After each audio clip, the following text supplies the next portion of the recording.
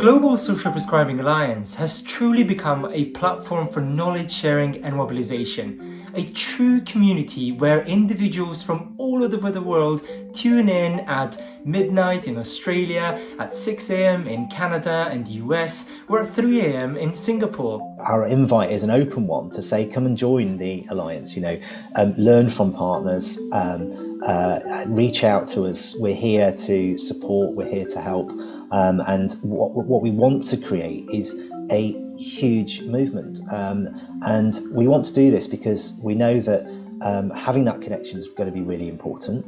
We know that the challenges around global health are only going to get more significant. We feel that this is part of the solution, and actually working together globally to solve that is just incredibly important, and we can all learn a lot from each other. We heard about social prescribing being reported, and when we reflected, this is exactly what we have been doing in our hospital, but in a sort of a not so structured way. So when we heard that there's actually a group of people who are actually doing this in a very interesting way with a very sound theory, we said we must go and learn more and then see how we can adapt it to our setting.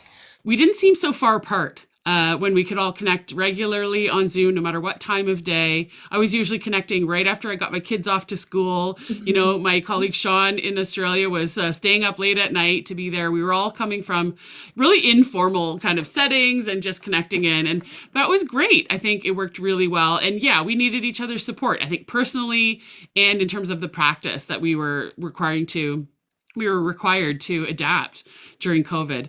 And the other thing that it really did was it helped us to grow sort of legitimacy for the work in our own country. So being able to invite someone from another country to speak here about how they were adapting during COVID, helped to boost the practice here. And likewise, I was available to help speak to people doing the work in other countries. And, for some reason, we often listen to someone external more than we do to our people from our own communities. And so we've been able to help each other with that part too. And the issue here is about everyone having common values and a common mission, and a real commitment to inequalities and a real commitment to looking outside the box of conventional medicine to things that really can be given on prescription that aren't pills and procedures.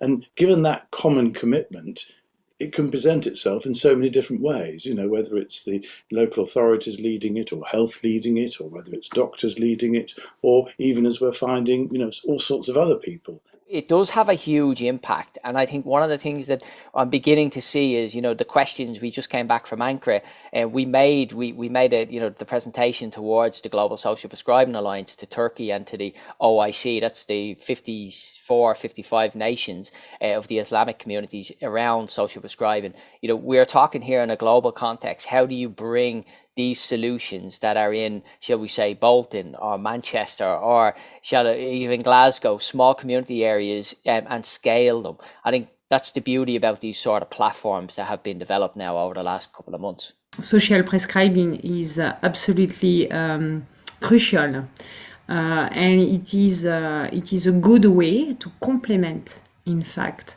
the medical part of the health systems. And I am very happy to be part of this movement, and specifically inside of this concept of social prescribing.